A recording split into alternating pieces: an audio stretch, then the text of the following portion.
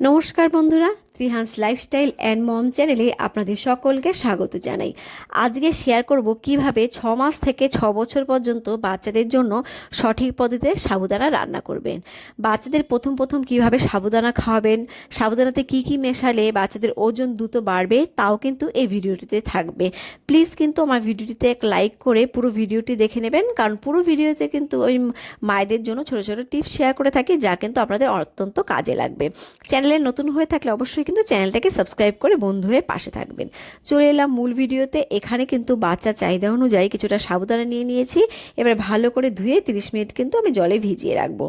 সাবুদানা রান্নার আগে অবশ্যই কিন্তু 30 মিনিট থেকে 1 ঘন্টা বা ওভারনাইট কিন্তু জলে ভিজিয়ে রাখতে হবে। তাহলে কিন্তু সাবুদানাটা তাড়াতাড়ি সেদ্ধ হবে, না হলে কিন্তু অনেকটাই দেরি হবে সাবুদানাটা সেদ্ধ হতে। বাচ্চারা চিবিয়ে খেতে পারলে আপনারা কিন্তু সাবুদানাকে না রান্না করে ওভারনাইট ভিজিয়ে রেখে তারপর কিন্তু সকালবেলায় বিভিন্ন ফল, কলা বা দুধের সঙ্গে মিশিয়েও বাচ্চাকে খাওয়াতে পারেন। তো এখানে আমি 30 মিনিট পর ফিরে এসেছি, আর সাবুদানাগুলো কিন্তু অনেকটাই ফুলে উঠেছে আর নরমও কিন্তু হয়ে গেছে। এইবারে কিন্তু আমি চলে যাব আমার মূল রান্নায়। প্রথমেই কিন্তু আমি গ্যাসে একটা প্যান বসিয়ে নিয়েছি। এইবারে আমি দিয়ে দিচ্ছি বাচ্চার জন্য গরুর দুধ। বাচ্চার বয়স যদি 1 বছরের কম হয়, এখানে কিন্তু গরুর দুধের পরিবর্তে আপনারা খাবারের জল দিয়ে এই সাবুদানাটা রান্না করে নেবেন। এরপর কিন্তু আমি ভালো করে দুধটাকে ফুটিয়ে নেব। আর এখানে কিন্তু আমি দিয়ে দেবো একটা এলাচ।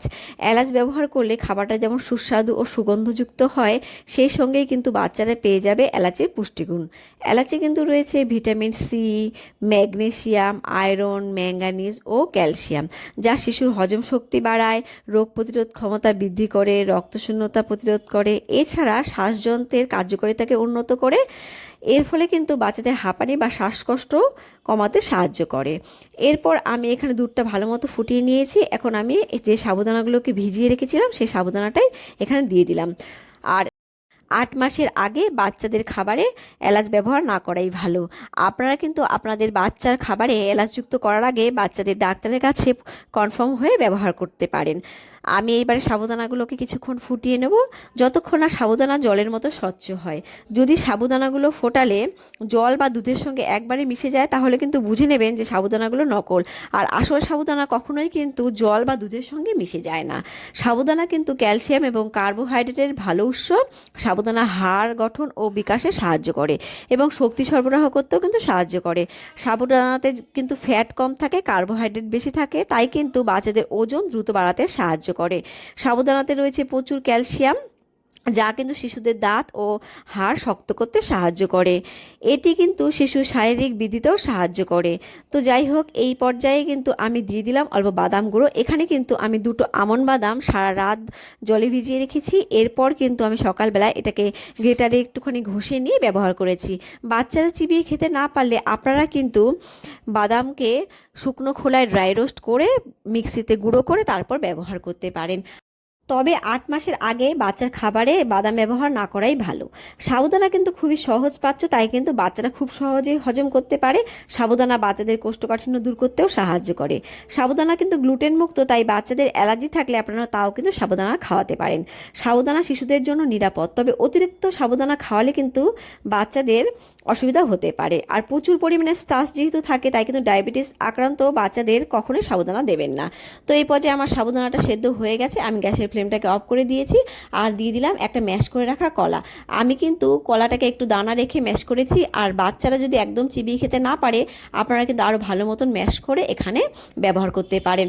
আর যেসব বাচ্চারা ফর্মুলা মিল্ক খায়, আপনারা কিন্তু এই পর্যায়ে ফর্মুলা মিল্কও অ্যাড করতে পারেন।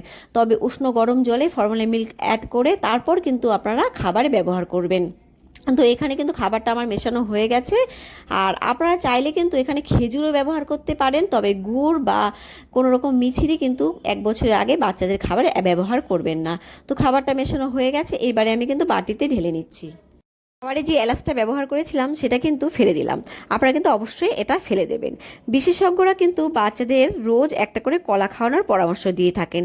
পাকা কলাতে রয়েছে vitamin B6, vitamin C, potassium, fibre এবং কার্বোহাইড্রেট, যা কিন্তু শিশুদের শক্তি সরবরাহ করে, হজম শক্তি উন্নত করে, পেটের গ্যাস নির্মূল করতে সাহায্য করে, আর বাচ্চাদের কিন্তু রোজ মলত্যাগ নিশ্চিত করে। আমি কিন্তু এরম ঘনত্বে নামালাম খাবারটা। আর বাচ্চাকে প্রথম প্রথম সাবুদানা খাওয়ালে আপনারা কিন্তু আরেকটু পাতলা করে নেবেন। আর আজকের ভিডিও কিন্তু এই পর্যন্ত আমার সঙ্গে থাকার জন্য আপনাদের অসংখ্য ধন্যবাদ। আর আমার চ্যানেলে কিন্তু নতুন হয়ে থাকলে অবশ্যই কিন্তু চ্যানেলটাকে সাবস্ক্রাইব করে বন্ধু হয়ে পাশে থাকবেন। আর ভালো থাকবেন, বাচ্চাদের কিন্তু অবশ্যই ভালো রাখবেন। Bye bye.